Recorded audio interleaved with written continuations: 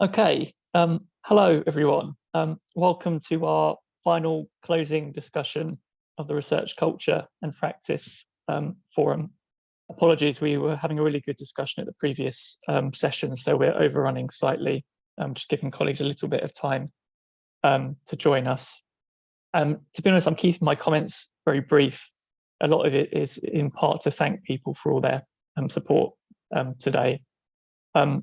I have to say it's been a really great 2 days. I've learned a lot. We've covered a huge range of areas in a short space of time. Just running through some of the things we've covered: concordats, implementation, the changing landscape, the future of research culture, integrity, sustainable careers, career pathways, and knowledge exchange. I'd like to say huge thanks to all the speakers who have supported these sessions. It's a really great example of a range of organisations across the R&D community coming together to talk about these issues, and hopefully, this is just the start or continuation of that. And of course, thanks to all of you as well. I'm really heartened to see so many people here to discuss these issues today. At one point, we were actually a bit concerned that we'd hit the limit of how many people could join this forum. It was okay in the end. But as I said, we want to keep the conversation going, and I don't know, maybe my colleague Tom might be able to include the link to the Researcher Development Concordat secretary inbox in the chat, or maybe we can send that around with the recordings and everything else after that. We do have a feedback form as well, which we can share around as well. It'd be great if you could take a look at that at the end and support that as well, so we can think about what we might do next in terms of continuing these conversations. Having a virtual event has allowed lots and lots of people to come along to this forum, as I say, and dip in and out of the sessions. But we were conscious that kind of means that it's harder to sort of network and share views. We've seen lots of people use the chat function to engage and pose lots of questions using the Q&A function. But we did just want to leave a bit of time now at the end, just in case anyone wanted to have a say about the themes that we've discussed or anything else in relation to research culture. So for once in this forum, please do use the chat function rather than the Q&A function to share your views with colleagues on the call. Alternatively, I think there might be an option to raise a hand if anyone is feeling brave, but we'll see how that one goes. But yeah, be really interested in your thoughts if you're willing to share them or type them in the chat box about firstly the biggest challenges to research culture that you think there are over the next 12 to 18 months, but also what actions we might take as a community to address those challenges and come up with some solutions. We'd also be really keen to hear examples of what networks or initiatives you're involved with in research culture that you'd like to make colleagues aware of. Please let us know, or again, maybe post those in the chat. And then, of course, anything else that you would like to highlight in relation to research culture and practice. So yes, please feel free to use the chat and let us know what you're thinking. Just in case we are all feeling shy at the end of the day, or people are having a think, I just thought I'd share a few quick takeaways that I've had from all the discussions, and I'm very much feeling from what I've heard over the 2 days, which I know is ironic given discussions about integrity today, but hopefully you won't mind in the context of this. Firstly, research culture matters to all of us. That's really clear. We all have a part to play. It's been noted that it's really key to the delivery and the sustainability of high quality research. And it's been really interesting to hear people's personal experiences and reflections as well. That's been great. I'd like to encourage more of that. It's also not just colleagues in the UK as well. We've had engagement from the international community in terms of wanting to engage in these discussions, initiatives. It's very much a shared endeavour, and important that we engage in that space as well. Secondly, I think it's quite clear that research culture is complex, but can we make things a bit easier? Ultimately, it's been mentioned, people are at the heart of this, and we need to make this about them. There are things that have come through in terms of how we might define it and what it entails. Just a few things I've scribbled down based on a couple of days. Respecting everyone, recognising everyone, having high ethical conduct, integrity, learning to disagree well, fairness, porosity, career progression, good use of data, being more fluid and flexible across the research and innovation landscape, inclusivity, diversity, diversification of skills, being supportive, being positive, enabling research, not restricting research, and being respectful of all discipline, careers, and organizations. So maybe there's some things that we can do to make kind of all of that a little less complex, complicated, and maybe be a bit more aligned where we can. We've heard examples from the Concordat strategy groups about things they've been doing already by way of producing annual reporting templates, but maybe there's more we can do in terms of sharing our learning in networks and groups. And finally, I just wanted to say, there's so much great work going on, and that's been extra clear today. There's been lots of discussions about how we can support a positive research culture collectively.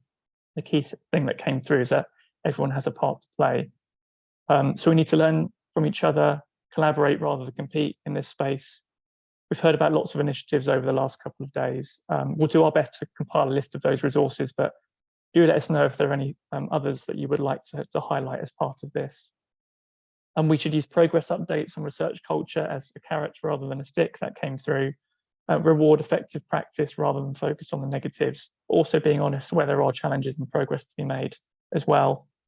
I think we heard there needs to be kind of a cyclical relationship whereby we use principles around research culture to support a positive culture and then use that positive culture to reinforce those principles. So it's very much a circular approach.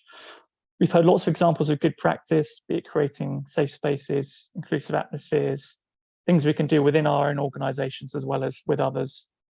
And hopefully we can use the mechanisms, the concordats and initiatives and everything else as catalysts for discussion, tools for persuasion, ultimately improving governance and providing positive assurances.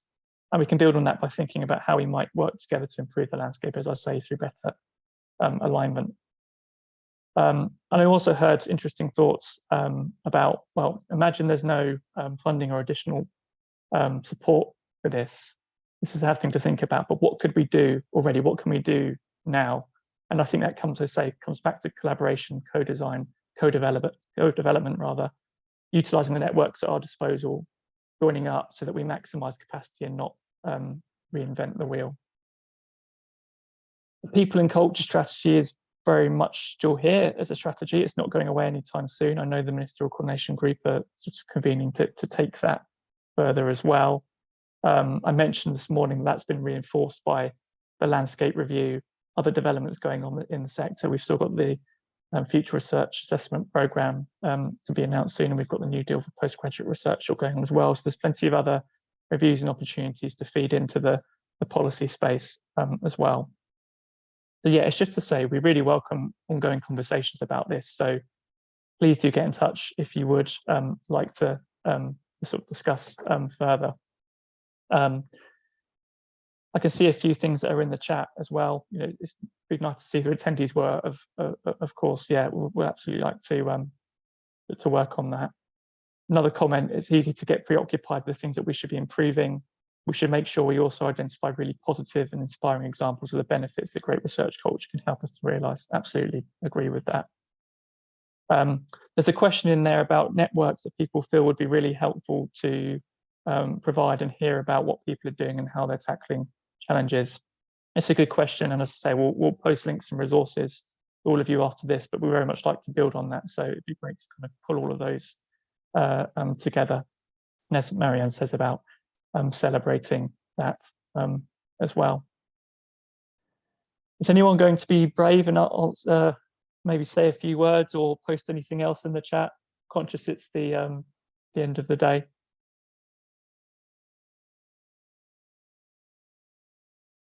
Going a bit. And we have a question in the Q&A from Matt. We do. Oh, fantastic.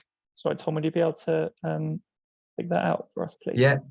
So Matt would like to ask whether the environmental impact of research might one day become part of the research culture practice conversation, given that it pertains partly to the way researchers behave and act, and that we're expecting a new Concordat to address that. It might be a topic for future report. Absolutely, it's a really good question, Matthew, and yeah, absolutely something that we'll want to to think about in a future context. I think we're all behind the environmental agenda and thinking about the ways that we're doing things, and also how research can support that agenda as well. So it's a really good idea and something that we can pick up in a future discussion for sure. Thanks, Rachel, for plugging the VTI International Research Development Conference as well. The link there. I encourage you all to take a look at that as well. And yes, there's lots to absorb and think about. So yeah, conscious it maybe take a while to reflect on some of these discussions today. Okay, I think we'll leave it there then. So I'd like to just end by thanking you all again. I'd especially like to thank Tom Rowe for his fantastic work in organising this forum. I know a huge amount of work went into making this happen. I'd also like to thank Holly Burnham as well for supporting the event, and also the speakers and colleagues on the Research Development Concordat, Research Integrity Concordat, Knowledge Exchange Concordat, and Technician Commitment as well. There's plenty of work for us to reflect on as strategy groups and signatories groups in the months ahead. So please do reach out to us if you'd like to discuss any issues in relation to research culture. We'll be sharing the recordings after the event. Please do share those on with your colleagues. There's also a feedback form, as I mentioned, and we'll welcome your comments on that. But in the meantime, take care. Thanks again for joining, and hope to speak with you all soon.